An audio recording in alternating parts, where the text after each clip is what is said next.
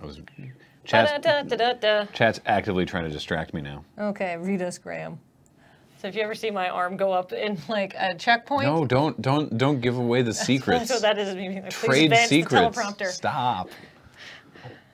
Why? You know, bringing in retro. I mean, I'm excited to see what Metroid Prime 4 is. Apparently, there was another like Ghost developer working on it. We don't know who, and they were because Nintendo actually has very little internal cycle for game development. So. The Shadow probably knows. I was talking about Animal Crossing last night, and Heather's read on it is that Animal Crossing will be coming out sometime this summer. Because they don't tend to be like, they're not Atlas. They don't announce things 9 years before they come out. Yeah. I'm gonna stop recording. Huh. Sounds good. Hey Matt, we're done. Oh, we redid 2 stories in the end credits. I gotta go in 5 minutes, real quick, because there was something that sort of gaming news that wasn't in the thing that you mentioned, or wasn't in the document, is that the Anthem VIP demo was this past weekend. VIP demo. And yeah, which meant that it's VIP rather than open. They called it VIP demo because it's like it wasn't just open access. You had to get an invite. And I mean, you got an invite, so I did, can't be that. RIP demo. What? Reasonably important people. There was a lot of connection issues, and which they've been very transparent about why they happen and what they're doing to address it, which is a refreshing change of pace. And the servers being transparent. Well, one of the things was that their technical lead was like, something I want to address though is this. I keep seeing quoted as like that we didn't have enough servers to launch, or we were like, we didn't expect it to be this high. No, that's not what happened. It's just that network technology sucks. So it's like, we were ready. We had stuff. So, yeah, anyway, I played 2 missions and sort of played around a little bit. I watched over Graham's shoulder because I was doing some other stuff, and I was like, oh, Graham's playing Destiny again. How nice. Which is like, that tells you all you need. Like me, distractedly, out of the corner of my eye, thought he was playing Destiny. So my barest minimum, like, cursory feeling about it. I'm hoping to get to play more of it next weekend when the actual open weekend comes back. And also I'm glad that they're not calling it a beta. Bungie, Bethesda. It's not a beta. Anyway, my sort of very, very cursory thing is that the moment-to-moment gameplay, the gunplay and everything, does not feel as immediately satisfying as Destiny's. But it was still super fun, and there's a lot of other aspects that I'm like, oh, I think these things all look very good, very, very promising. Not as immediately satisfying as Destiny's butt. I mean, Destiny, like, you could take that context like that, yeah. That's true. It feels great to play. Yeah, I mean, the run and then hit sprint, and then like just jump and start flying was super cool. So, yeah. Yeah, I did say Destiny should be worried. Yeah, if this game takes off, Destiny might be fucked. Because it's very similar. Yeah, It's like the perspective difference. It's third person versus first person. But, like, it's spacey, shooty friends times, right? They look similar. Yeah, sorry if people are having apparently there's been some wonkiness on Twitch end. We don't seem to be, I've seen one frame drop on our end, but it doesn't seem to be like a thing that's happening all the time. So sorry about that if that's happening for you. But you will be able to see the CheckPoint episode once that goes up. All right. All right, I gotta bounce. I have an appointment. I will mute myself. I'll mute this mic. Here, I'll trade you seats for one thing. Yeah. By trade you seats, I mean here, just take the mic off. All right, hang on. I'm gonna take the mic off. I'm gonna very gently place it down on the table. Oh, here, I'll just hold it. Or just hold it. Hello, welcome to ASMR time with Kathleen, 2 mics to veer. It's off. All right, now I can put the mic down. I'll slide back over to fix our framing. And now Paul and I will discuss the news in an orderly fashion. Time for the news. Bye, Graham. See you later. Bye.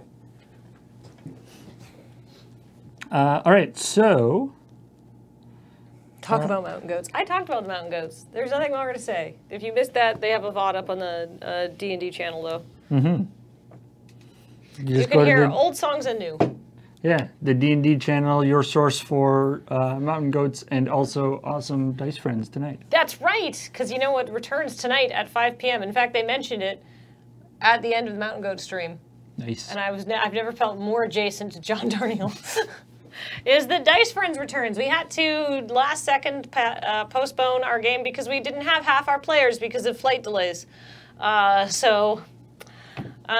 tonight we are back. We are finally going to see what the team is up to. I have a delightful summary written to recount everything that happened. All sorts of, like, if you missed it. You've had an extra week to come up with horrible things to do to your players. I mean, I actually didn't change the campaign at all. I spent my spare week writing a variety of other content that we needed to get out the door. So don't tell them that. That's true. I mean, I added so many more death encounters. Actually, because I had to, like, spec out the combat at the last second, I was like, well, I'm not putting it back in, so there's still no combat tonight. Don't tell that to my players, though. I mean, I guess it depends on what they do. If they really want to, they could probably figure out a way to get into combat. That's true. Back to jail. All right. What we got going on here? We've got Fortnite loot boxes. Wait 1 second. Sakjuk said, will there still be 8 episodes in total? No, because there will be 10 episodes in total, and we've only done 2, so there's 8 episodes left to go. There's always been 10, and there will still be 10, so it'll just go a week longer than we were initially doing. All right, so yeah, Fortnite loot boxes, X-ray piñatas, which takes away a lot of the excitement of a piñata in some ways. I don't understand why they made this change other than we need to test this to see how much money we're going to lose when we have to bring this to Fortnite Battle Royale because we are getting... People are suing us, people are complaining, people are like... reporting us to like local law enforcement authorities because our children are spending hundreds of thousands of dollars in this game buying loot boxes, which is technically gambling. Like, I feel like this is just them testing the waters. Well, yeah, I mean, it's certainly testing the legislative limits of what gambling are. Yeah. What gambling is in multiple different jurisdictions. Fortnite has sparked that debate. Yeah, I don't know. I haven't heard of any like big like class action lawsuits against them yet, but it is only like every week there is some story about people reporting Epic Games for like fraudulent transactions and stuff. And it is probably only a matter of time because the game makes so money and is so pervasive that eventually someone is going to be like, what's this? Right? But in a more legal and menacing sense. Yeah. But I mean, of course, the problem is that it's very difficult to come up with, a definition for gambling that they can't just very slightly change how they're doing it. Mm-hmm. But yeah, these X-ray loot boxes are kind of odd because so you pay your 50 V-Bucks and then you get a piñata that you can see inside, so you can see what the stuff is that you're going to get. There's going to be like a legendary shotgun, but you don't know which one, right? Like that kind of thing. And then if you don't like what you're going to get, you just don't open it, and then the next day it'll regenerate the next day and there'll be different stuff inside it. And so theoretically you just kind of wait and you buy it and then you just kind of wait watching it until it has something you want inside and then you open it. I think it's whatever it's like. I don't think it works like that. I think it's like you look at the store and you're like, okay, this one's going to have 2 skins and a legendary shotgun, and I don't play the game. And you're like, I don't want a legendary shotgun. But if you buy that, it's always going to have that. But if you like wait till that goes away, like whatever store reset time is daily, then they generate a new X-ray loot box. Oh, my impression was that you had to buy it before you could actually see what... No. Oh, okay. That's better. So it's just sort of a, like, so it's just basically like a deal almost, like a random choice. Yeah. Like I would compare it to like I don't have a lot of experience playing games with like loot boxes in them because I don't play shooty mans.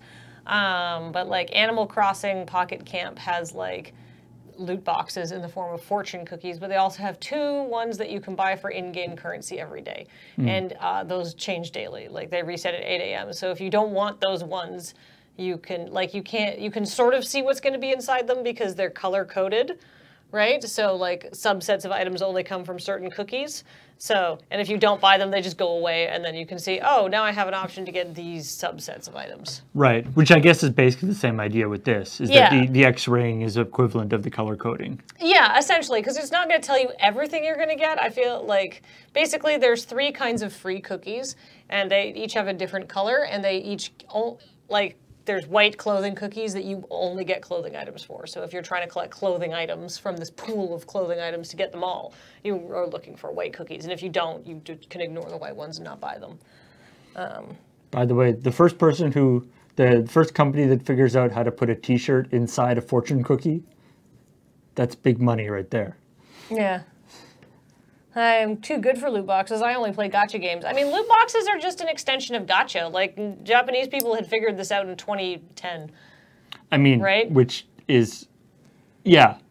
I mean, like we've talked about before, I can't think of a definition of loot boxes that doesn't include... Gacha. That doesn't include, like, blind box toys. Yeah. Or packs of magic cards. Which is a question, right? I mean, blind box toys, I don't like them. But at least magic cards, like, there's some inherent value. Like, you know, like, if you're drafting them, you get to play the draft, and then you also maybe get some random cards out of it, right? But, like, blind box toys, you're just, like, maybe you're going to collect them. But if you have extras, like, you can't really do anything with them. I suppose you could sell them back to the store if they're collectible enough. I bought 1 blind box toy, and I declared myself victor. And was vowed to never buy one again. Seems reasonable. I got a Bravely Default cell phone charm while I was in Japan. I only wanted Ring-a-Bell. I got Ring-a-Bell, and I was like, done. Yeah, yeah. Never buying another one. That's how you win in gambling. Is you go there, go do one thing, and then leave. Yeah. Also, magic cards have a market. Yeah, but I mean, like, magic cards basically, I think, get around that and be like, well, I mean, you know, like, there's a gameplay experience to be had with the magic cards, right? Like, I think that's part of the reason why they invented drafting, so it wasn't just opening packs and seeing what you got. Yeah. But I mean, like, you know, or I guess like baseball cards would be the other one. Right? Yeah, I feel like baseball cards gets grandfathered in because they're old, and old people like them. Right, but it's like if we're talking about like a legal definition of things, it becomes tricky. Does Kinder Surprise count as a blind box toy? Sort of, because you don't know what you get, but you also don't care because there's no collectible. Like, it's just like Penelope got a stamp in one. Yeah, a little flower stamp, and she was so happy. Well, that's the thing, right? Like, yeah, if the loot box problem in video games has sort of brought this stuff to the forefront, where it's like, if you make some laws specifically against sort of loot boxes and stuff, then does that, you know, what would be the implications for Kinder Surprise or for magic cards or for hockey cards or for like trying to find some definition of loot boxes that doesn't incorporate those things, well, I think would be very difficult. I feel like, yeah, well, because like I feel like the magic card and the Kinder Surprise argument is like, well, you're getting like a random thing, but you also get something else, like a Kinder Surprise. You get a chocolate egg, right? Right, but I mean, like, loot boxes have already done that. They've already done like, you get this skin, and then also a random thing. Mm-hmm. I don't know. So, I mean, like... I feel like the X-ray loot box is like their attempt to compromise on this and be like, you kind of know what you're getting. Yeah. So you don't just have to buy and cross your fingers and pray, right? Like if you know that you want something, you can wait till you find a loot box that has a chance of giving you the thing you want, right? And they've changed it also that you don't get dupes in that system. In Fortnite Save the World, there's no duplicates, so you can't just get the same thing over and over again, which would be a huge improvement to most loot box systems, but would also like not make them as much money. But it would still make them some money, those fucking greedy fucks. But yeah, we're at the point with loot boxes where it's like there's all sorts of ways that they can game the system, and it's up to each individual company how far they feel like they can push it before they start getting pushed back, and it's kind of weird. Oh, Kartoffel Kaiser says, yeah, Blizzard does that in China. You get literal cents worth of gold plus the loot box you actually wanted whenever you buy a loot box. The tagline is that you're paying for the gold and the loot box is free. Yeah. So that's the problem, right? Is that anytime you come up with a legal definition of these things, companies are very smart to, they can easily work their way around it. Anyway. All right. What else we got going on here? We've got the PUBG Thai edition. I think we talked about that in a chill point. PUBG Lite. Yeah. When it was first announced, we talked about it. I mean, it seems like an interesting idea. I know I've heard quite a few people saying they're like, hey, I kind of would like to do that so I could like play it on my laptop or something, like people in North America. So it'd be neat if it did get sort of farther released. Also, of course, the joke being that PUBG is known for looking kind of poopy anyway. I was like, when I heard that. Yeah, it's not known for having like the greatest graphics. Yeah, Graham's stories were a surprise to me because I was watching the Mountain Goats. I was watching John Darnielle, who is essentially the Mountain Goats, but whatever. He is one man, but multiple Mountain Goats. Yeah. Facebook is terrible. Facebook is awful. GameStop is terrible. GameStop is awful. Metroid Prime was awful, so it got canceled. Assassin's Creed Odyssey is going to alter their DLC scenes and dialogue after all. So we talked about this last week. Yes, people got some people got a little salty, being like, it's SJWs. It's like, no, we mentioned in the story that it sucks if you're not playing as a gay person. What if you just weren't into the guy? You were still forced to marry him. That stinks. Or it's you're role playing. Yeah, I mean, it's what it is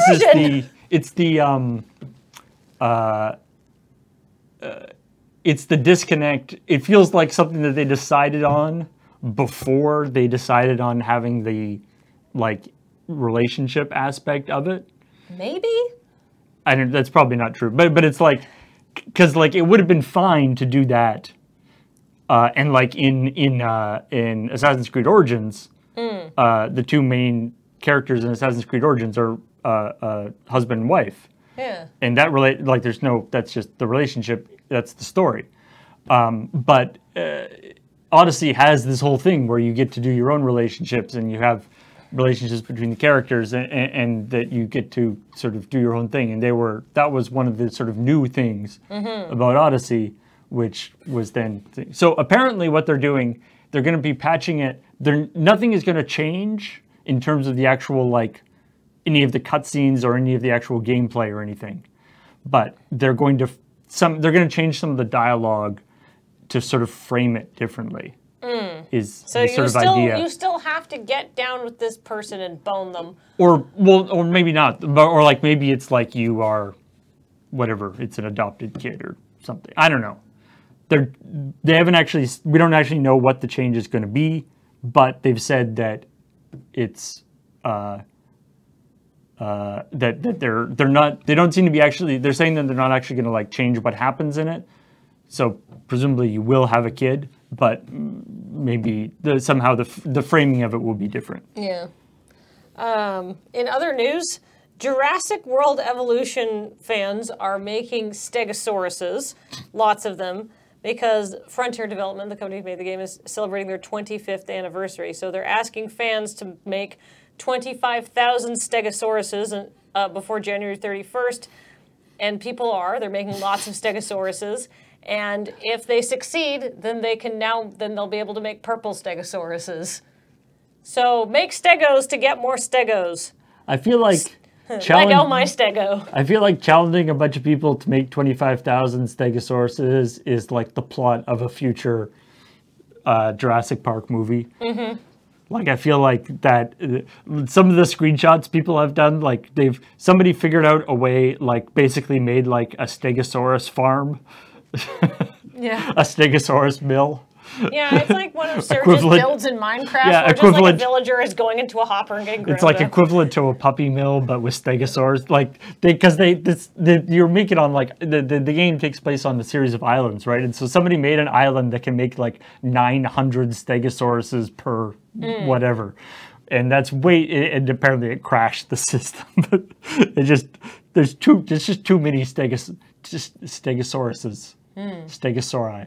Stegosauruses. Stegos. Stegos. I mean, that's not the correct term, but it's fun to say. Yeah. Let's see, what else? Somebody I am, like, I would say acquaintances with, because I've hung out with him before, so there's your journalistic disclosure here.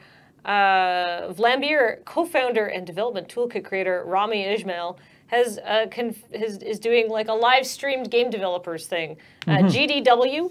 And it's Game got developer world. yeah, it's gonna be like a live streamed virtual conference with like translations and stuff like that. So if you ever wanted to go to like a game developers conference, but like travel is like out of your budget, or just you don't have the time because you do it in your spare time and taking time off work or away from your family is too much, this is good. But also good for if you're running into problems like Rami did when he was trying to organize a GDC panel and the American government canceled 5 of his panelists' visas. Or they couldn't get visas. Had with a month's notice, so he didn't have any more panelists to get. Yeah, so it's the two parts of this is one that a lot of these developer conferences take place in America, which at the moment it can be difficult to get visas from certain places and stuff, but also that people developers who don't speak English, it can be difficult to get their to get their input, to get their part in this. So the idea being that by doing it streamed, one, people can do it, they don't have to travel to do it, and also you can do live, like on the screen translations of like subtitles, and so people who don't necessarily speak English can still talk about the games that they're working on and stuff. It seems like a neat idea. Yeah, and as the Ars Technica article notes, that this visa entry woes thing, which is one of the reasons, but I could say the contributing factor, might have been one of the reasons that the International was in Vancouver last year. Because it's a lot easier to get a tourist visa to Canada. Because we're like, please come see our country. Yeah, apparently one year the International was having that they were doing some sketchy stuff about like just say you're visiting friends. Visiting friends, like they were telling to the competitors, which for something that is like as big high profile as that seems a little sketchy. A little dodgy. A little dodgy. I mean, but the thing is, unless you're winning money, you're not being paid to go. Like the Valve's not paying you to be there, I don't think. Yeah, well, although if you're part of a team, you have a salary trip as part of your team. But you're usually being paid by your organization that's in your home country, right? So like you're not going there. You're going there for work, but you're not working a job that would take away from like a Canadian or something like that, right? Like they couldn't hire they couldn't just hire me to fill in. Yeah. Right. But technically you would be going for work. Yes. Anyway. And then what's our last story? Star Citizen's virtual world is changing the narrative for the troubled spacefaring game. I didn't read this one because this was short on time. This was a very late entry in the thing. So this is actually really cool. I wanted to talk about this. So as we know, Star Citizen, the game that's been in development for quite a long time now. They just fairly recently came out with the Star Citizen PU, I guess, Persistent Universe, which is an actual like where everyone's sort of playing the same thing. And this guy has been setting up these actually pretty amazing things where basically it was a streamer who was doing a lot of like PUBG streaming, sort of battle royale style stuff, and then moved into some other first-person shooters that are also doing battle royale, and then picked up Star Citizen, mostly just kind of he thought it would be kind of interesting to try it, and kind of got into, because of course Star Citizen is quite a overarching game. There's all the flying around in your ship part, but there's also you can run around like first-person shooter style and fight. And so they've been basically setting this up. They've been basically making their own PUBG. It's pretty amazing. What he does is he sets up, he invites like 50 people into one group, like instance, basically, because the game is instanced. And then they go into the Star Citizen universe. But of course, Star Citizen is this huge game, so there's like the whole universe, and they all decide on one planet to go to. They figure out, they all fly to that planet in their various ships. Then of course, Star Citizen again is such a big thing. There's actually like the full size planet. You know, they have to actually they have to decide on a place on the planet to land on. And so then they go land on this planet, and then they'll actually like use their ships to set up like barriers and things, like land their ships and move their ships around to set up like defensive fortifications or things to hide behind, different stuff. And then they basically play like battle royale. Like they basically like play a team-based shooter thing. Having sort of built up the whole system on their own, which I think is actually pretty amazing. Also, apparently, the other thing is that like some of the ships that you can buy in the game, or that you can buy, are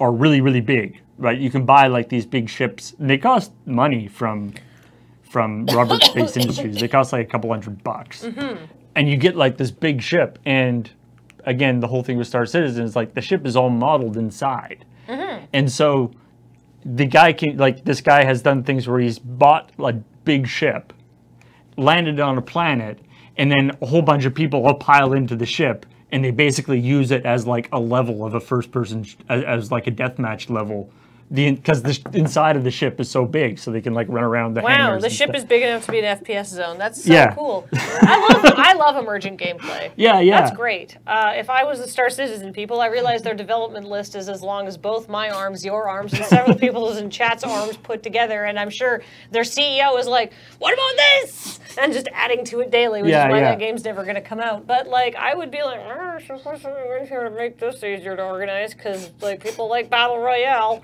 It's mostly already there. Yeah. It's like, so it's, to be honest, it's one of the more interesting things I've read about what's possible in Star Citizen like now, as opposed to that feature backlog is what miles could be long. in the future. Yeah, but that's neat. I'm glad the game works well enough that you can do that.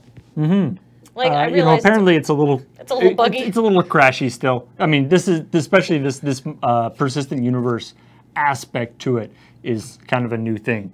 So it's still a little wonky, but the fact that you can do that is pretty neat. So they're contractually obligated to come up with features to put all the money they're getting to use. That's true, but you could get working. You could just sit on that money and get the game out, and then once the game is done, then you could start adding more features to it with the money that you still have. Yeah, it doesn't. Clearly, you don't know how game development works. No, I don't know anything about game development, obviously.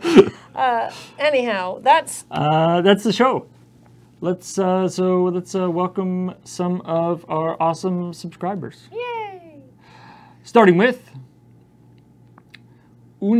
Storm.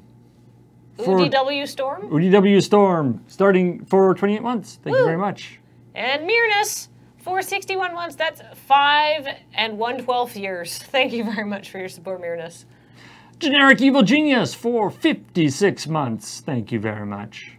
And Cam Leon 84 has been here for 11 months. Thank you very much. That's almost 1 year. The fragrance of dark coffee. Oh, I'm gonna go make some coffee. 6 months. I want like the perfume ad for that. I mean, It's just like black and white shots of Surge.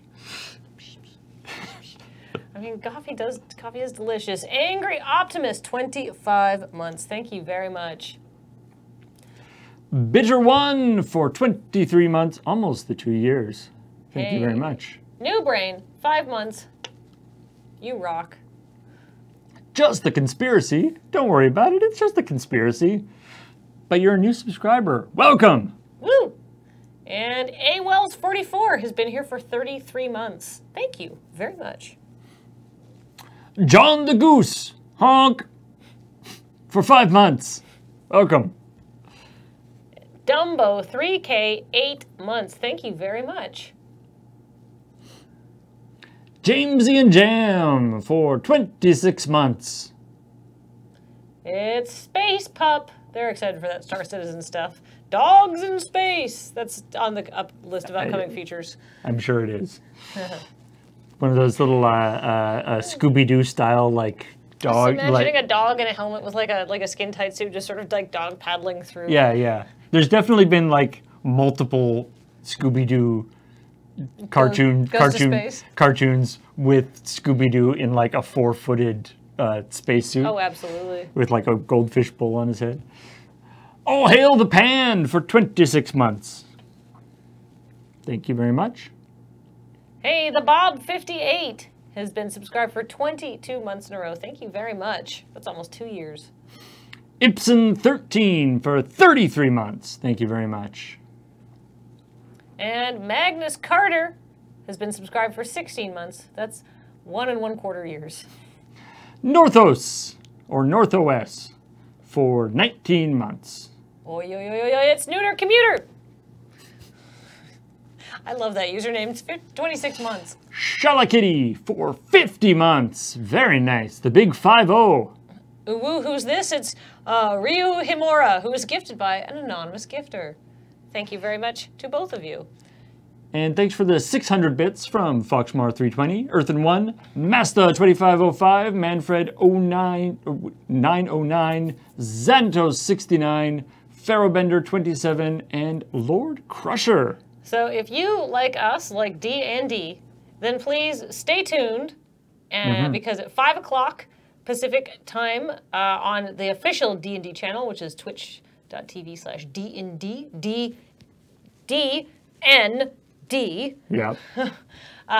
There is the latest session of Dice Friends coming up. Part 3 of By Law and Order. What will our fun people get up to? What have they been doing? Mostly being deloused after that trip through the sewers, I imagine. But they're back and ready to get more signatures, question mark. So that's happening at 5 o'clock on the official channel, and we'll be hosting it on ours. So please stay tuned for that and hang out. Gap filler, sorry, Mr. Sub there. It might have been the system I have goes by starts out when the stream started. So if you subbed before we went online, we might have missed you there. So sorry, Gap filler. Thank you very much for subscribing. And yay. So, thanks everybody. We'll be back at 5 o'clock Pacific time for, and that'll be on the D&D channel, but it'll be hosted here on Learning Ready Run. So, yes, I hope you come and watch all that stuff. And of course, tomorrow, by the way, Kingdom Hearts. Kingdom Hearts New Day Tuesday. Yeah, it's going to be Ben and Adam are going to be all over the Kingdom Hearts. They're going to be playing. They're going to be doing some anime. Somebody described it as like eating enough cookie dough to make yourself sick, right? Like it's not Just good, so but rich. it's exactly what you want, right? All right. All right. Bye, everybody. Bye.